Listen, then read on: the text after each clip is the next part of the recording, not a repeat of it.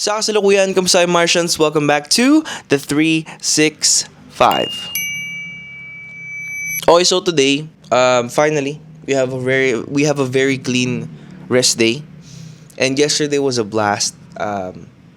After a client meeting, I finally had the time. I finally got the opportunity to finally see my best friend, whom I mean is John. Si John Santana. Ngayon lang ako magiging cheesy guys Ngayon lang ako mag-open up about this specific instance. John Santana has been my best friend for literally ever since I think I almost nearly started concentrating on vlogging. But akala ko hanggang dun lang yung magiging friendship namin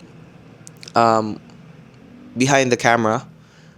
Turns out, after all these years, it's funny to say na he is still my best friend. Akala ko best buds lang kami pagdating sa vlogging.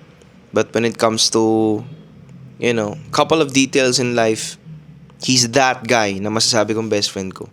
You know guys, even without a vlogging camera, he's that friend na magre-reach out once na malaman niya na may problema ka sa buhay.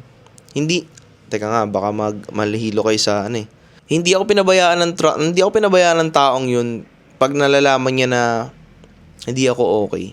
Para sa akin, that's the greatest kind of friendship a person can give. It's not the benefit of, being physically present or, parang kailangan mo ng tulong kung saan mang parte ng buhay mo. But he's gonna be that kind of big brother to me na kailangan ko at even my lowest point in life. Di ko naman sinasadya totally na mag-open up way back then sa kanya kung may struggle man ako or in doubt man ako sa buhay or may personal problem man ako. Hindi ko sinasadya totally na kasi wala akong karamay, parang ganun, or meron naman, pero alam mo yun, someone who will listen, someone who will make the effort to call you and ask you, kamusta ka, okay ka lang ba? He's that kind of friend.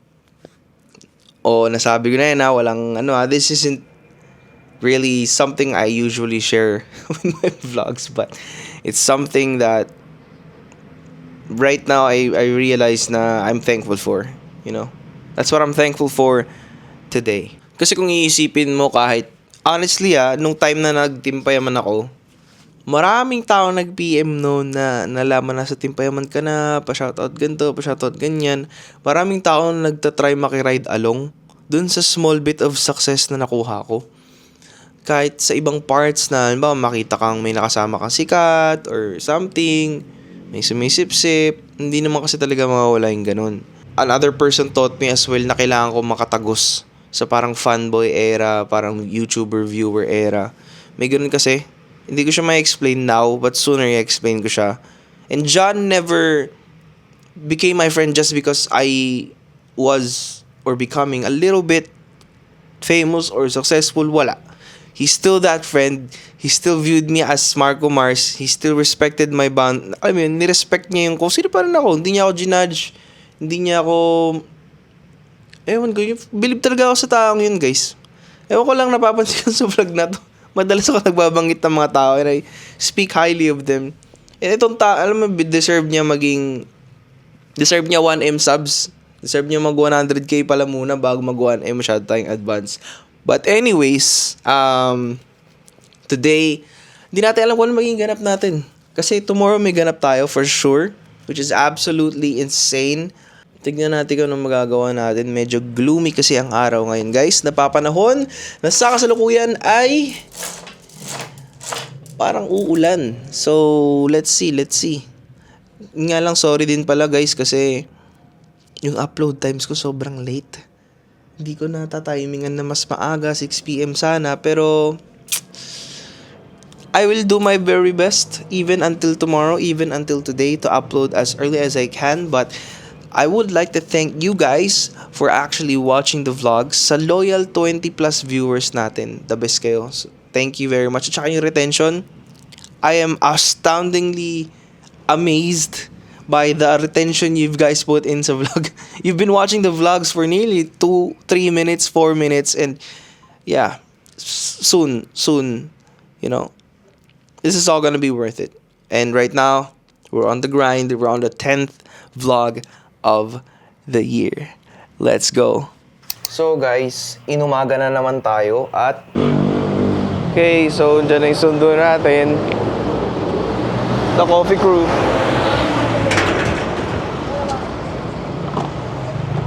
Hi, ma'am. Okay lang yan. Ba yan? Ililibre na naman ako ng parents ko. Ang sakit mo ko, sakit dito. Ha? Hindi mo ba nakikita? Tanong mo dyan sa anak mo pagka nandun ako kami sa shoot. Nagka-camping ako. Tawan-tawa si Bowling eh. Ayun, si dad nagka-camping na naman. Sabi ko, nasa na? Ang daming harang-harang dyan. Sabi, our usual go-to spot, Starbucks Revilla.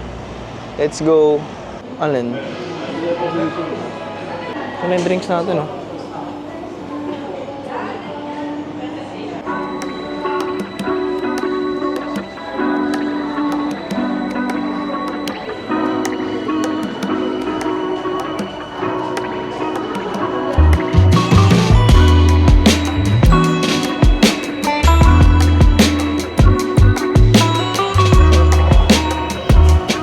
So yun guys, sobrang clumsy ng tatay ko. Galing, di ba? Umupo lang siya, natapon ng kusa yung kape. Ayan na. Suspect.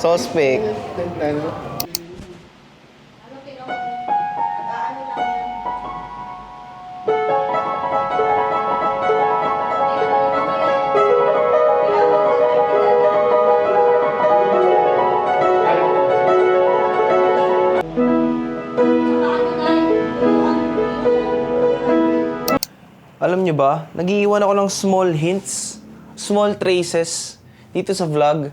Kung alam mo yun, para malaman kung pinapanood ba talaga tayo ng mga audience natin. Super natutuwa ako dahil these past few uploads, nakikita ko yung retention is mataas.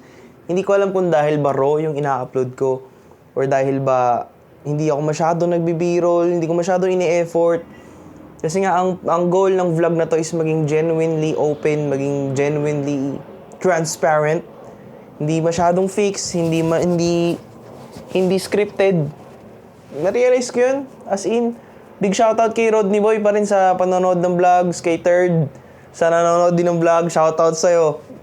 Pero, sa nanay ko, na sumita sa akin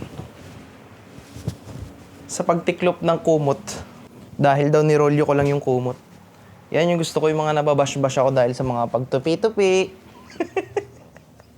Nababash dahil sa pagtupi, sa unan, sa proper bedding. But I try my best every single day na magawa yung higaan na maayos because it's a mantra na kapag hindi mo ginawa yung alam mo, higaan mo pagkagising mo, eh wala kang magagawa the rest of the whole day. It's one of those things na I think is important. But right now, there's really something important we have to do, which is to actually go for a run. Yep. Ito talaga yung regular programming ko last year for, couple of months now.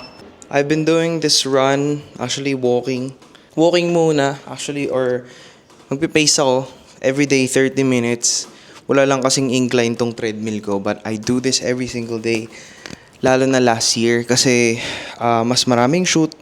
And for me, I think isa sa mga kailangan mong gawin as a videographer is mag-condition ng katawan. Alam niyo, pinag-iisipan ko kung babalik ako sa pagkakaroon ng membership sa gym.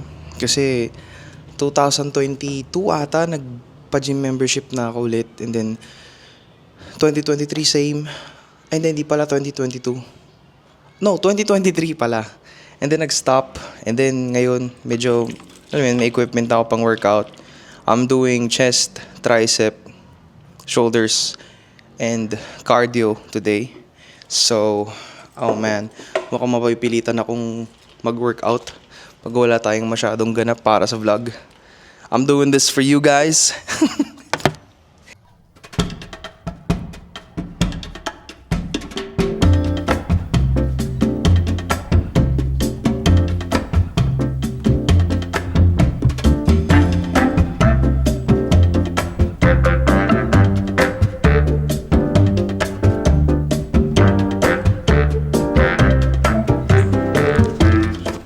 Okay, so guys, may narealize ako habang nag-workout.